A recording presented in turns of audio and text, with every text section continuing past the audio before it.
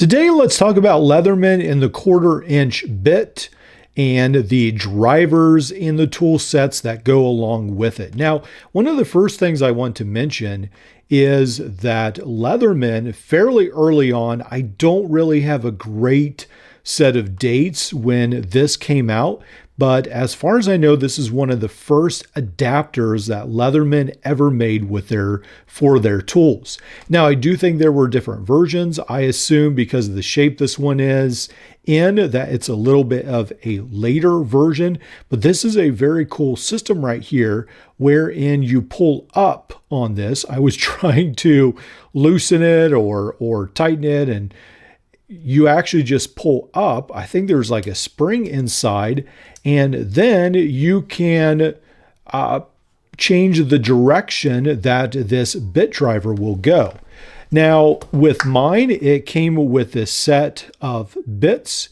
You have a Torx bit, a fairly aggressive Phillips bit, a small Phillips bit, flat bit, and then some basically these Torx drivers or the Allen bits right there. All right, so let's just put this flat bit in here.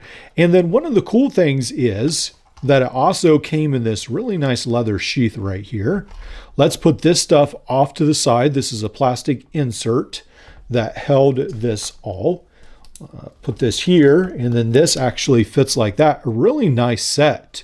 It's really unfortunate that Leatherman doesn't still make this, but set this to the side. You can get this on eBay occasionally. $50 is a really good deal. A lot of times I see it around $80 to $150 for this, and sometimes they'll throw in like a PST or something to go with it. But this tool for $50, that's a pretty good deal right now. Now, before I get too much further in the video, I did want to mention that it looks like this does come with the Robertson Square.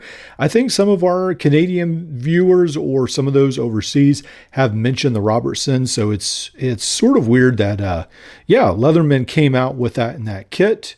You may not be able to get it anymore, but they did have it back then. All right.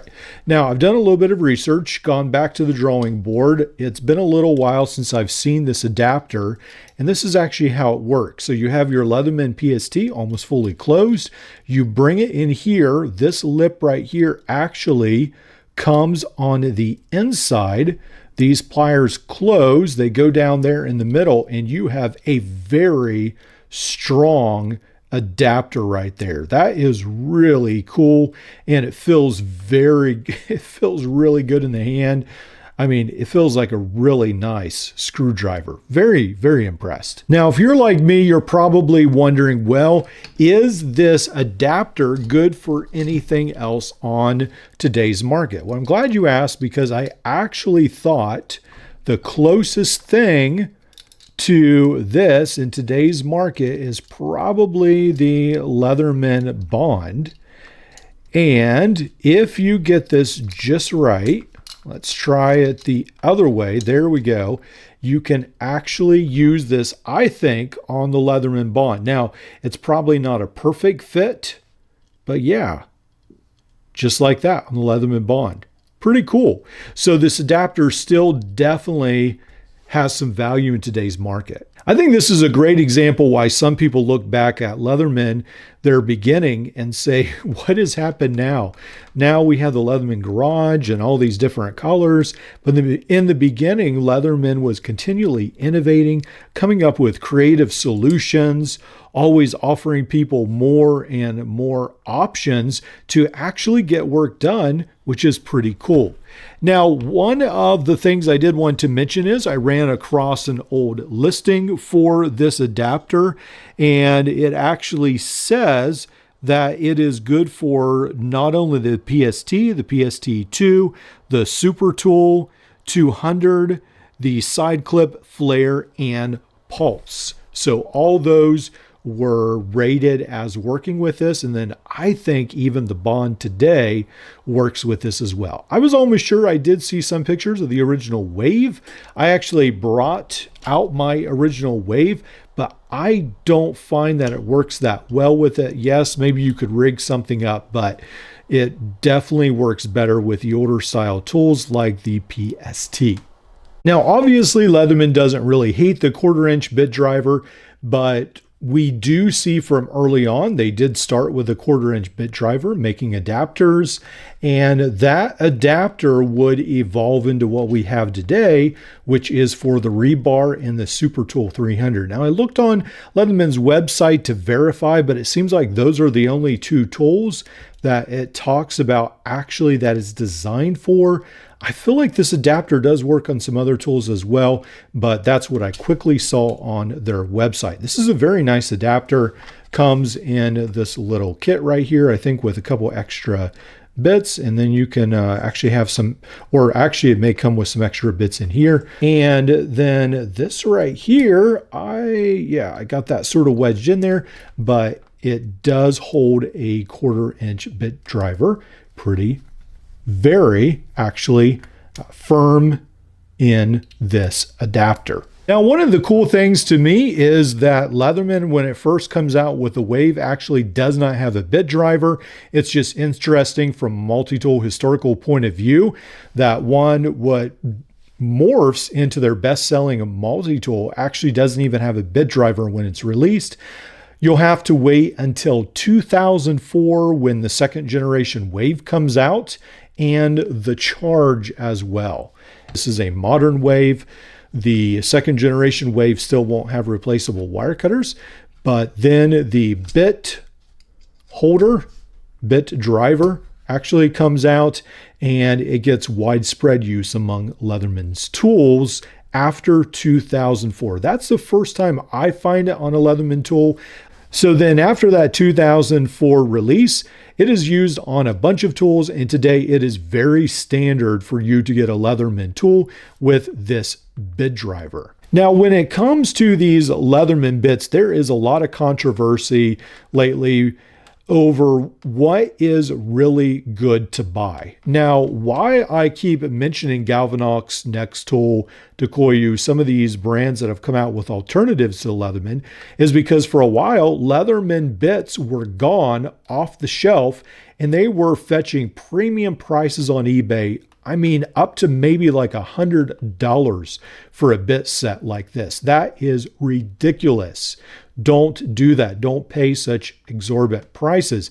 Now there are plenty of budget options, and now that Leatherman has all these options, apparently they're able to keep their bits in stock, and it is fine. Go ahead and buy Leatherman if you think it's a lot better bit. From what I understand, or from guesswork, it seems like Leatherman bits are not made in the US and they have to maybe get supplied overseas. I don't know whether that's true or not, but I have heard that. So it's not necessarily like you're supporting definitely US manufacturing when you buy them.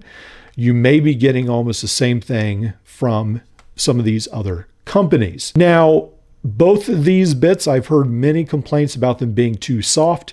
For me personally, that's why I prefer a 1/4" bit driver, and it's a lot easier to find better bits in the 1/4" bit driver field than trying to, buy many sets of Leatherman. And yeah, I prefer to go the 1/4" bit driver route personally. But for those of you who are interested in the Leatherman style bits, I think they're pretty close to each other, maybe, but Leatherman might still be a little bit better. Now, Leatherman will come out with the Ratchet, which is really cool. Just since I've started my channel, I think it's not been that long since Leatherman actually came out with the Ratchet. I remember some of the first reviews and the torture test of that. That was a really great addition for Leatherman. And they do have the long adapter, and then this tool right here for actually gun maintenance. That is a 1/4" bit driver as well. And then, of course, a bunch of options flooded the market that were essentially reproduction Leatherman adapters. And they're getting so good that it's really hard to tell sometimes what is real and what isn't. One of the things that I really like are some of these shorter adapters. I think those make it a lot easier to carry in a kit. One of the things I do want to warn you about is this adapter, the short adapter that I got from Galvanex. This right here had a big issue where when I took a bit out, the magnet came out with it. I was able to glue it into place, and now it seems like the issue is fixed. Just be aware that sometimes things like that can happen from some of these cheaper brands, and you don't have Leatherman's warranty necessarily. I'm not saying that they don't have a warranty, but you don't have as good a warranty as Leatherman to get it fixed. But for me, it's not a big deal because usually I can fix it, but just so you're aware. Now, one of the other adapters I wanted to mention was actually this one right here for the Leatherman P2 and P4. This one fits very well on the Phillips driver.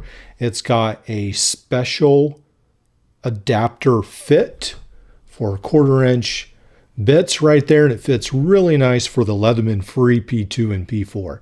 This is not from Leatherman.